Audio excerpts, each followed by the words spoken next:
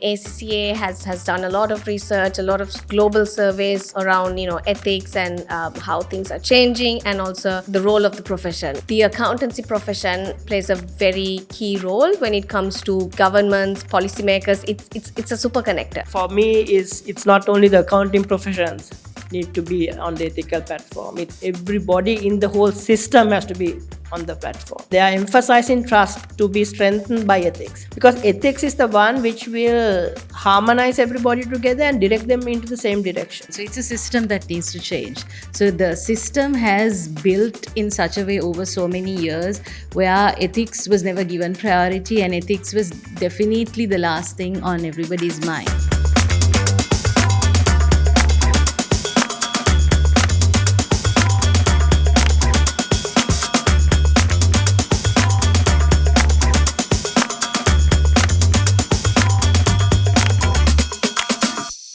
Hello, you're with Echelon.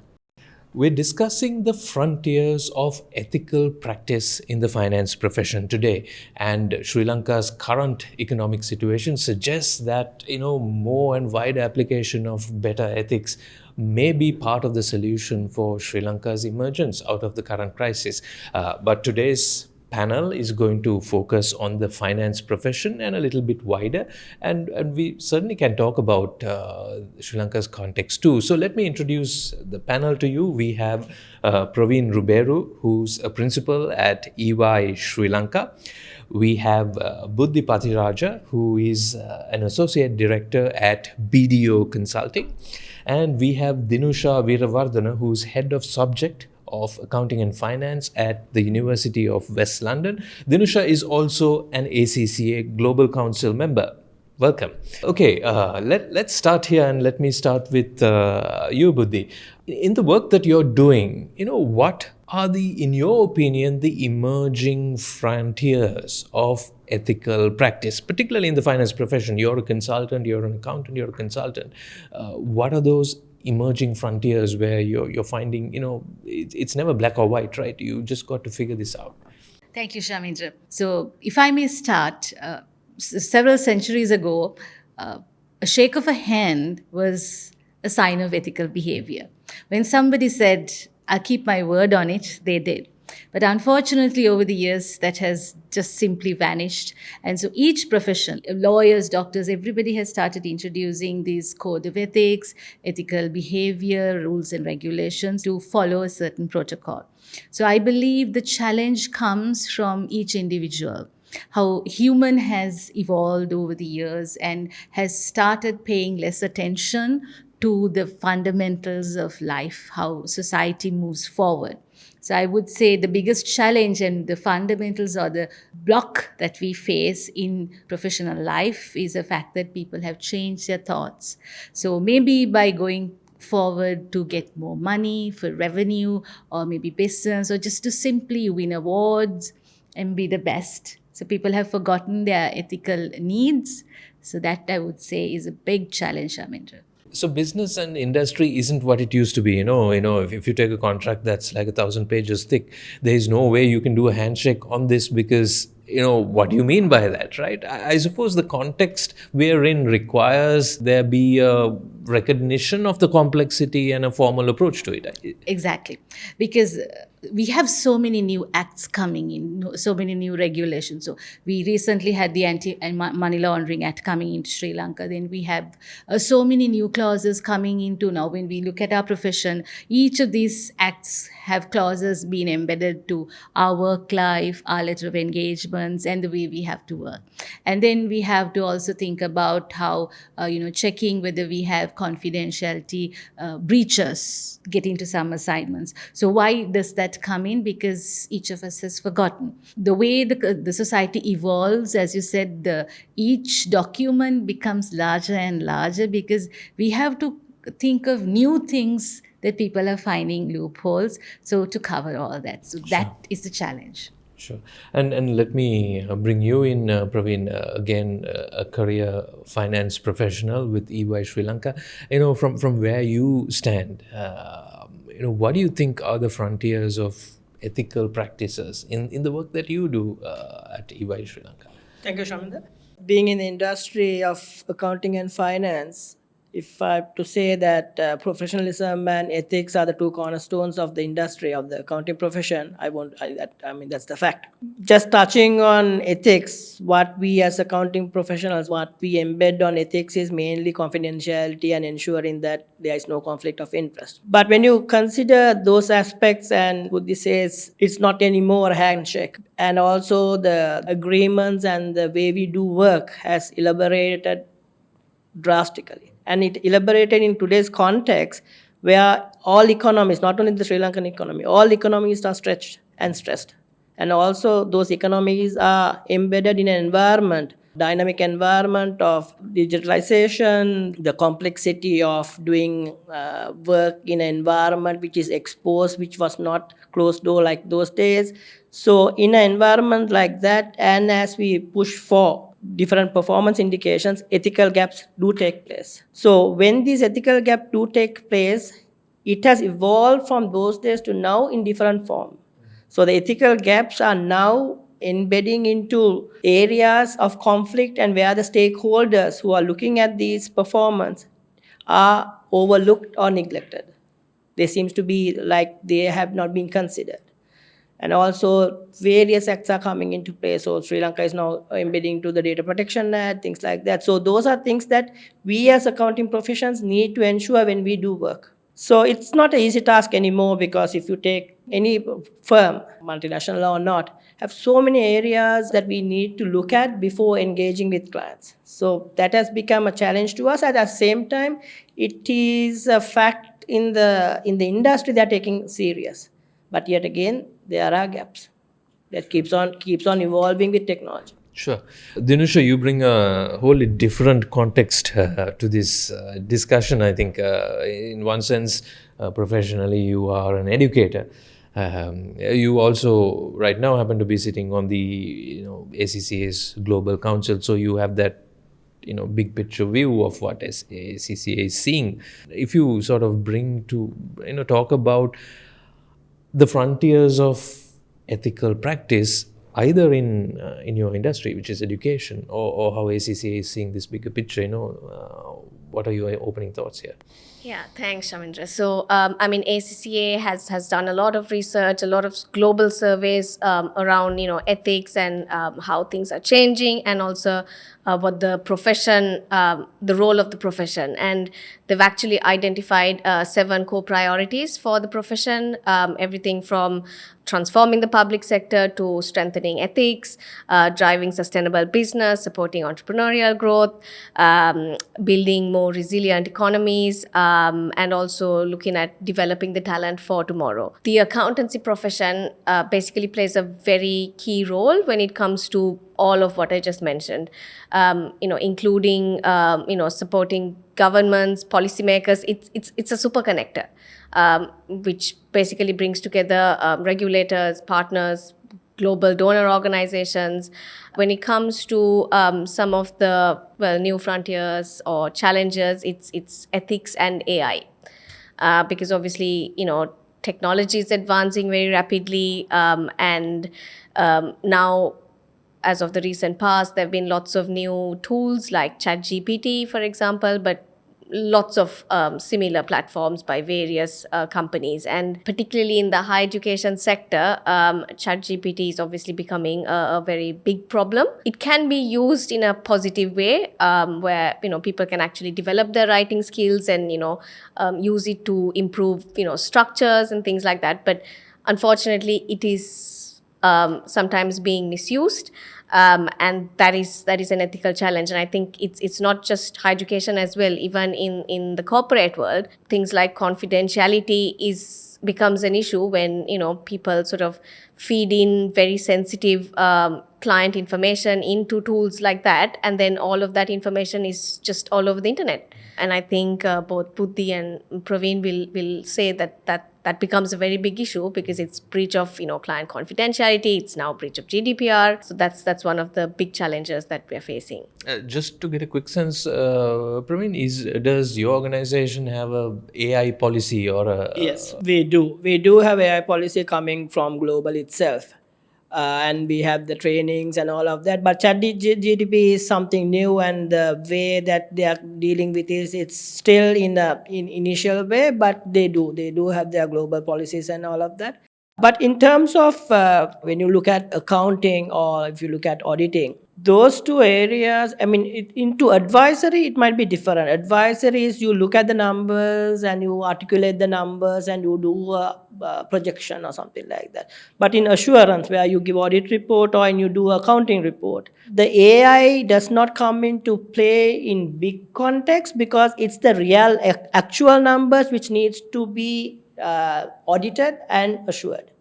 So with that, there is no past history. You cannot sync them together. But there are instances that if an audit report, the numbers are taken in as a base to ChatGPT and get some uncomparison, that can happen. But the audit or the accounting assignments or the day-to-day accounting we do will not have a major impact. But yes, for advisory reports and all of that, AI has a link, and multinational firms have taken their precautions and they are building on it.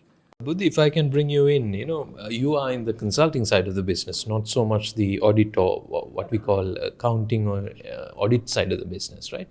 In the work that you do, where do, in your view, the conflicts or ethical conflicts come up? I'm not suggesting that you have an answer for all these conflicts, right? But where do you think in the work that you're doing, in the context that you're in, you see conflict? The conflict comes mainly internally and externally. So internally, the conflict comes where the person might have a personal interest in whatever they are doing the work in, or they might have personal interest through relations. So now all this has been built into our HR policies, which are drilled into them through orientation. But Shamindra, what happens is sometimes it just doesn't come out. So it's up to the management of the entity to ensure that they drill it and plus have rain checks on all that. Because for example, let's say we are doing a forensic audit of a particular company, and you're obviously focusing on a few key individuals of that entity. And let's say our organization is doing the forensic audit, and one of the relations of those directors are working on the same assignment. So those things are pretty critical. So for that, organizations, sometimes a good understanding of the employees is also very important. So I would say ethical behavior and the way the company operates sometimes goes beyond a normal common sense. Right? So we have to be vigilant because each assignment, the staff that we use are different. And also most of the HR divisions in the organizations have to actually play a very vital role sometimes to ensure that the staff that we recruit also have some sort of ethical background. To add to that, it's not always about the actual conflict of interest, but it's also the perceived conflict of interest. Exactly. Another thing I would just want to say on this accounting and finance, even though AI and things don't come into play, there are requests for in audit or certain set of accounts. There are requests from the client to do certain practices which are outside the box of ethics. It might not be using a report or whatever on ChatGPT, but when we are doing the certain treatments where the standard tells us to treat it in this way, which will show a lesser profit, the client wants us to treat it in a different way so that the profit will be different or the distribution will be different. So those are also fall into ethical practices which we categorically don't do it. But those are the areas when in terms of the auditor or in terms of the bookkeeper or the accountant will face in terms of context of ethics. So it looks like Sri Lanka's current context also has opened up new frontiers in ethics, in ethical practice. Now, the two of you in particular highlighted some of those. If you were to step back and look at one of the big challenges that Sri Lanka is currently confronting, which is the state-owned enterprises. State-owned enterprises are not conduct their accounting and audit in compliance with IFRS standards, which all other private sector businesses have to comply with, right? But these businesses interact with state-owned enterprises. There are so many interfaces with the state and these organizations. Can I just broadly ask you, what's the kind of ethical challenges that, the context of Sri Lanka is for putting on firms like yours? Yeah, so I will just touch on it briefly. So I feel in the state-owned enterprise process of restructuring, the key point is, for me, is it's not only the accounting professions need to be on the ethical platform. It's everybody in the whole system has to be on the platform. As Dinusha said, in the areas that ACCA has done a report of 7 areas, the last one is trust. And they are emphasizing trust to be strengthened by ethics, because ethics is the one which will harmonize everybody together and direct them into the same direction. So this process of the state-owned enterprises, the advisors might be a firm, but the lawyers, the government entities, the non-government entities, everybody has to be in the same platform of things. But if one is not, the output is going to be totally different. I agree with Praveen. So it's a system that needs to change. So the system has built in such a way over so many years where ethics was never given priority, and ethics was definitely the last thing on everybody's mind. So as a result, each division, each profession, each kind of area which are in these state-owned enterprises are so used to not behaving in an ethical way. And sometimes, if you drill down, the reasons are very basic. Sometimes maybe the employees are not paid well.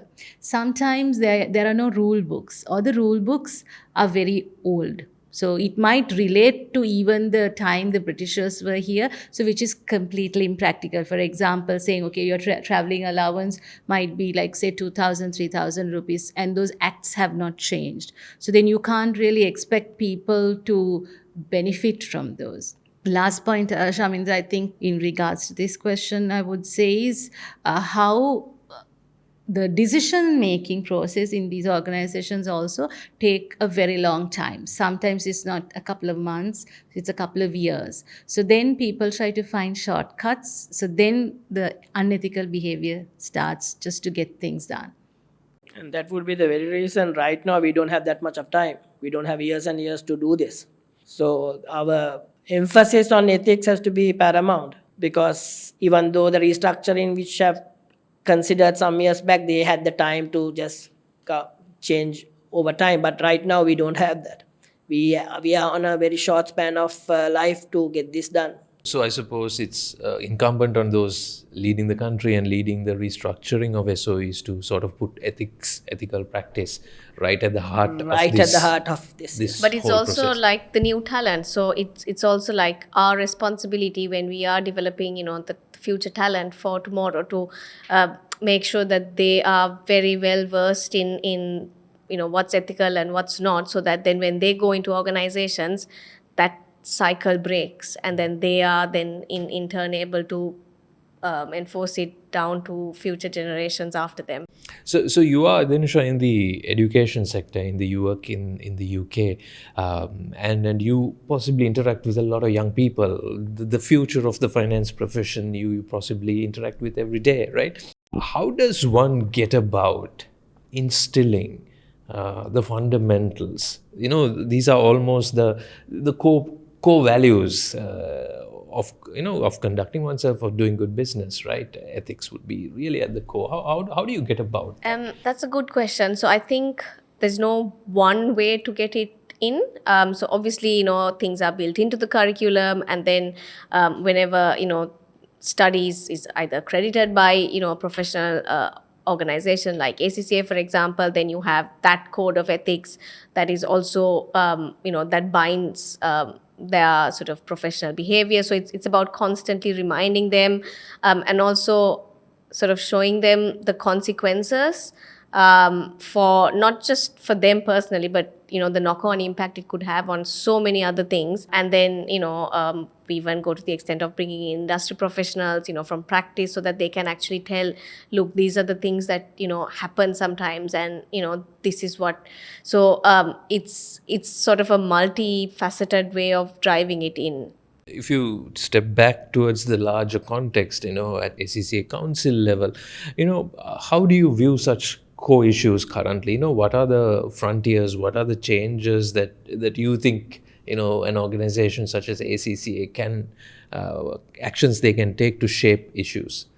One thing is there's a lot of work, like I mentioned before, done around professional insights, and these are sort of on a global level, not just the UK, because there are every time one of these sort of consultations happen, they do consult a very wide group of stakeholders, not just members. In any one particular sector, they try and cover a broad variety of sectors, countries. There is the voice of the regulators, the donor organizations. So then all of those will sort of give a very holistic view of what things should be, and it's a lot of things. I mean, the accountancy profession is very much at the heart of driving a lot of things, and that is why, like I said before, I mean, it's very important to make sure the new generation gets into that, and even sustainability is very big now. So it is all interlinked in a way, because if you drive sustainable business,